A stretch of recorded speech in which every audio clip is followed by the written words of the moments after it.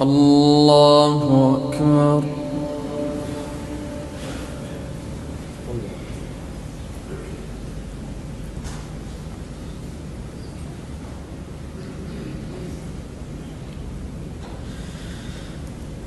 الحمد لله رب العالمين الرحمن الرحيم مالك يوم الدين إياك نعبد وإياك نستعين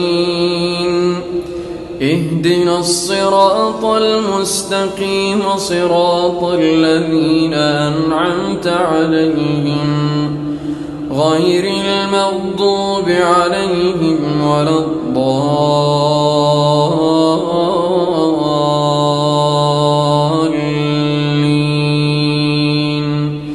آمين.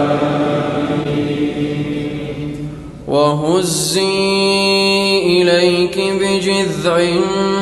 النخلة تساقط عليك رطبا جنيا فكلي واشربي وقري عينا فإما ترين من البشر أحدا فقولي إني نذرت للرحمن صوما فلن أكلم اليوم إنسيا فأتت به قومها تحمله قالوا يا مريم لقد جئت شيئا فريا يا أخت هارون ما كان أبوك امرأ سوء وما كانت أمك بغيا فأشارت إليه قالوا كيف نكلم من كان في المهد صبيا قال إني عبد الله آتاني الكتاب وجعلني نبيا وجعلني مباركا أينما كنت وأوصاني بالصلاة والزكاة ما دمت حيا وبرا بوالدتي ولم يجعلني جبارا شقيا والسلام علي يوم ولدت ويوم أموت ويوم أبعث حيا ذلك عيسى ابن مريم قول الحق الذي فيه يمترون ما كان لله أن يتخذ من ولد سبحانه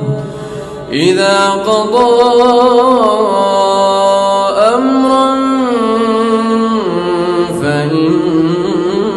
فإنما يقول له كن فيكون وإن الله ربي وربكم فاعبدوه هذا صراط مستقيم فاختلف الأحزاب من بينهم فويل للذين كفروا من مشهد يوم عظيم أسمع بهم وأبصر يوم يأتوننا لكن الظالمون اليوم في ضلال مبين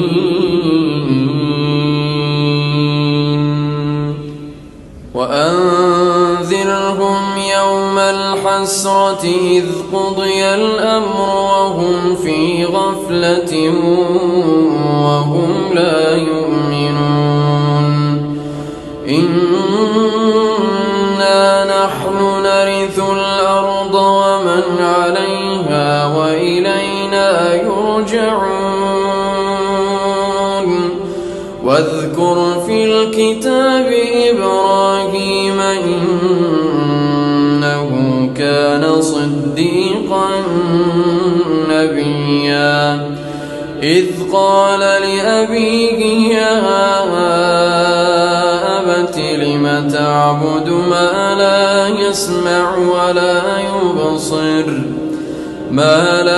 يسمع ولا يبصر ولا يغني عنك شيئا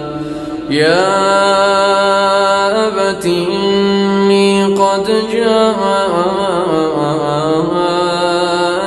من العلم ما لم يأتك فاتبعني